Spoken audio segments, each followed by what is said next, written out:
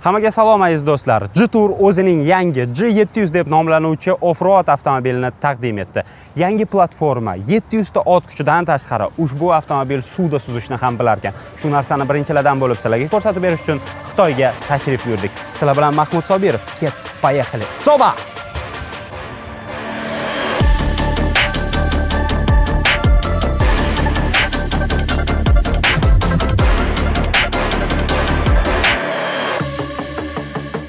G700 ning to'liq o'lchamlarini pastda ko'rishingiz mumkin. E'tibor berdim, kuzovdagi mana bunday to'rtburchak elementlarni borligiga ham bu mashina chetdan qaraganingizda ancha kattaroq ko'rinar ekan. Avtomobilning tashqi ko'rinishi Leopard 5 avtomobilini eslatib yuboradi, lekin u dunyo bozorida Toyota Land Cruiser Prado va boshqa off-road avtomobillarga raqobatchilik qilmoqchi. Chunki ushbu avtomobilda yangilangan Gaia tizimi o'rnatilgan. Undan tashqari kapotining ostida 2 litr hajmga ega bo'lgan turbo dvigatel va ushbu dvigatel nafaqat generator, balki g'ildiraklarni aylantirish, ya'ni qo'shiluvchi gibrid tizimiga ega. Undan tashqari old va orqa tarafda ikkita, umumiy hisobda 694 ta ot kuchiga ega bo'lgan elektr dvigatellar o'rnatilgan. Hayotgancha DVS ning ham 211 ta ot kuchi bor. Shaharda va aralash siklda ushbu avtomobil 100 km ga o'rtacha 8 litr yoqilg'i xarajat qilishi ko'rsatilgan. 100 litr bak bilan to'liq bak va batareyaga ega bo'lsangiz, taxminan 1400 km masofani bosib o'tishingiz mumkin.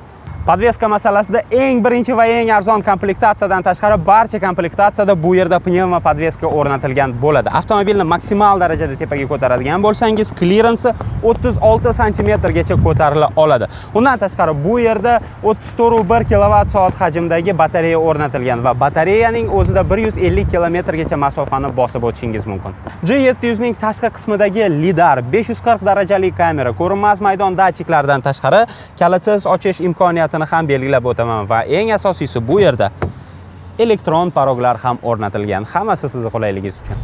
Xo'sh, avtomobil haqida qancha ko'rsatib gapirishingizdan foyda yo'q. Shuning uchun ham biz uni haqiqiy off-roadda qanaqa o'zini ko'rsatishini tekshirish uchun chiqdik va hozir avtomobilni real holatda tog'lardan o'tishini sizlarga ko'rsatib beramiz. Birinchi krugda bizda 3 ta krug bo'ladi. Birinchi aylanada bizani xitoylik test drive instruktorimiz yordam berib ko'rsatib beradilar, qanaqa yurish kerak, avtomobilni qanaqa boshqarish kerak, chunki yomg'ir yog'gan, yerlar loy bo'lib yotibdi.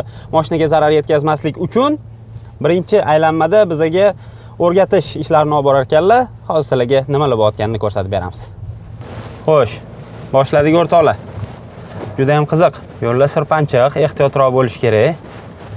Tepalikka chiqayotgan vaqtimizda ozgina tezligimizni oshiramiz va bemalol chiqib ketamiz.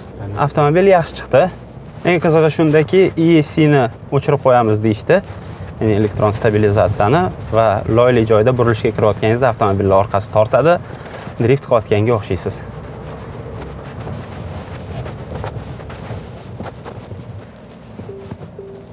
Ikkinchi tepalikdan ham yaxshi o'tib oldik. To'g'risi umuman qiynalmadi. Ana endi burilishga kiramiz.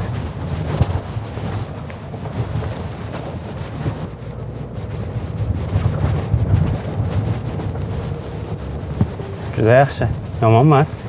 Menga yoqdi. Yana bitta narsaga e'tiboringizni qaratmoqchiman.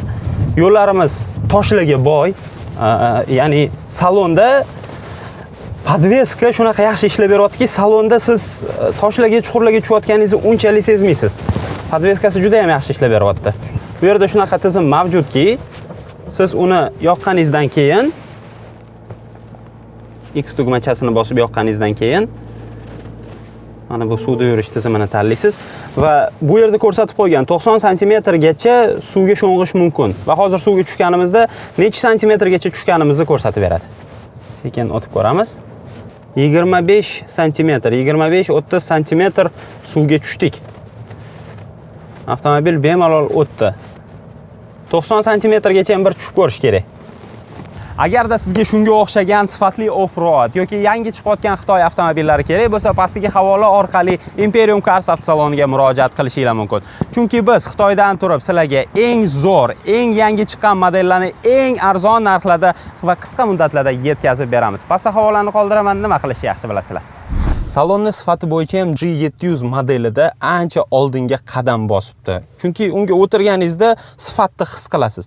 Birinchi o'rinda e'tiborni tortadigan narsa bu old panelda o'rnatilgan uzun uskunalar displeyi. Rulning tepasida yoki head-up display yo'q, uning o'rniga uzun uskunalar panelini o'rnatib qo'yishgan. Undan tashqari salonni rangi aynan biz o'tirgan avtomobilda trendga chiqqan o'sha apelsin rangda. Aytgancha, Xitoy bozoridan uni xarid qilganingizda salonning boshqacha ranglarini ham tanlashingiz mumkin. Tomi Alcantaraga xos, ya'ni unga o'xshash mato bilan qoplangan, salonni o'zini sifati ham ancha yaxshi darajada. Endi avtomobil off-road va shaharga moslashganligi uchun bu yerda xaridorlarning barcha talablarini inobatga olishgan. Chunki salonda juda ham ko'p fizik tugmachalar mavjud. O'zingizlar bilasizlar, off-roadga chiqadigan odamlar monitor orqali mashinani boshqarishni yomon ko'rishadi. Ya'ni bu noqulay. Shuning uchun ham bu yerda juda ham ko'p tugmachalar mavjud. Selektor rulning orqasida. Markazda multi-rul. Hamma narsani boshqarsangiz bo'ladi. Ayniqsa roliklarni boshqarishi ovozi juda ham yoqimli. Markazda 15.6 dyuymli multimedia displeyi sifati yaxshi darajada. Aytgancha, bu yerdagi soft, ya'ni multimediani ishlash tizimi Huawei kompaniyasi tomonidan ishlab chiqilgan. Haydovchi va yo'lovchi uchun bir dona simsiz quvvatlash tizimi, havoni nazorat qilish tizimini boshqarish tugmachalari, konsolda esa multimediani boshqarish, ya'ni ovozni boshqarish uchun rolikli joystick o'rnatilgan va albatta bu yerda naqd 3 ta blokirovka mavjud. O'sha blokirovkalarni boshqarish tugmachalarini ham uchratamiz. G700 modelda Harman Lexicon akustika tizimi o'rnatilgan. To'g'ri, endi uni narxini ham inobatga olish kerak. Shuning uchun ham bu yerga sifatli akustika tizimini o'rnatishibdi. Qo'shiqlarni eshitib ketayotganingizda maza qilib sifatli ovozdan zavqlansangiz bo'ladi. Undan tashqari avtomobilda panorama tom mavjud. U oldi va orqa yo'lovchilar uchun ajratib qo'yilgan, chunki o'rtada orqa yo'lovchilar uchun maxsus displey o'rnatilgan. Yana bitta narsaga e'tibor berdim. Off-road sezilib turishi uchun tutqichlar mavjud, ya'ni mashinaga chiqayotganingizda qo'shimcha tutqichdan foydalanishingiz mumkin. O'rindiqlar bo'yicha old ikkala o'rindiq ham isitish, sovutish va massaj tizimiga ega. O'ylashim bo'yicha yaqin kelajakda hattoki boshqaruv pedallariga oyoqning pastki qismi uchun massajni ham o'rnatib yuborishsa kerak. Umumiy qilib aytadigan bo'lsak, ushbu avtomobil bir nechta modellarni bitta qilib yig'ilgan versiyasiga o'xshaydi. Mana masalan, uskunalar paneli Xiaomi U7 dan, markaziy displey U7 dan, mana bu qism Range Rover'dan, markaziy konsol BYD'ning Leopard modellaridan va eng asosiysi mana bu tutqich Gelikdan olingani ko'rinib turibdi. Ikkinchi qator kapitan o'rindiqlarga ega. Oxirgi paytlarda shunaqa 6 ta o'rindiqli mashinalarni ishlab chiqarish trendga chiqib ketdi. Undan tashqari o'rindiqning tutqichida bittagina stakan qo'yish uchun joy ham mavjud. Ya'ni har bitta o'rindiqqa alohida. Orqa yo'lovchilarning qulayligi uchun bu yerda hattoki qo'shimcha stolcha ham o'rnatilgan ekan. Mana e'tibor beringlar, men to'g'ri o'tiribman, oyog'imga xalaqit berayotgani yo'q. Menga yana bitta yoqqan narsa bu orqa eshikning kartasidagi yoritgichlar, ya'ni ambient podsvetka. Ko'rinishi ajoyib, ranglarni kayfiyatingizga qarab tanlasangiz bo'ladi. Orqada o'rnatilgan displeyga qo'yib bemalol kino ko'rib ketishingiz mumkin va eng asosiy narsa, telefonlarni quvvatlash uchun Type-C radiomi ham o'rnatilgan ekan. Telefonni qo'yishga ham joy bor. Va yana bitta narsa, bu orqadagi haroratni nazorat qilishingiz uchun alohida displey ham o'rnatib qo'yilgan.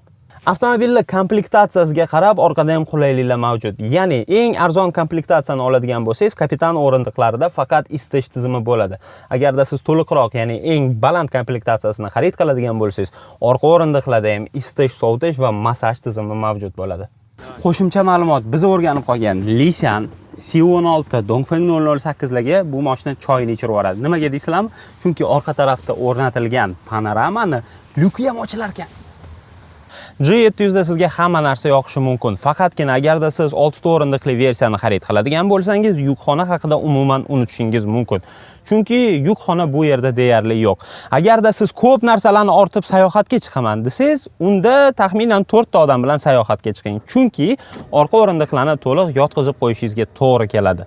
Agarda siz orqa o'rindiqlarni to'liq yotqizib qo'ysangiz, unda sizda bahaybat yukxona mavjud bo'ladi. Avtomobilning zaxira g'ildiragi off-roadlarga xos bo'lgan holda yukxona eshigiga o'rnatilgan. Undan tashqari yukxonada hattoki davodchiklari ham bor ekan. Boya nimagadir mashinani rejimlarini almashtiradigan rolikka multimediani boshqaradigan rolik deyapman. Bu uchun uzr albatta. Mashinada menga yoqqan yana bitta narsani ko'rsatish esimdan chiqib qopti. Bu quyoshdan to'suvchi ikkita levisorlar. To'g'ri, mayda narsa, lekin sizlarga ko'rsatgim keldi. O'rtoqlar, mashina va video yoqqan bo'lsa, albatta like bosib, kanalga obuna bo'lish esingizdan chiqmasin. U haqida fikringlar, keyingi videoda qanaqa mashinani ko'rishinglarni xohlayotganinglarni albatta izohlarda yozib ketinglar. Hammasini bitta-bitta o'qib chiqib, sizlarning fikringlar asosida yangilangan modellarni bitta-bitta eng birinchilardan bo'lib ko'rsatib beraman. Sizlar bilan har doimgidek Mahmud Sobirov bo'ldi. Keyin ko'rsatuvlarimizda ko'rishguncha, xayr.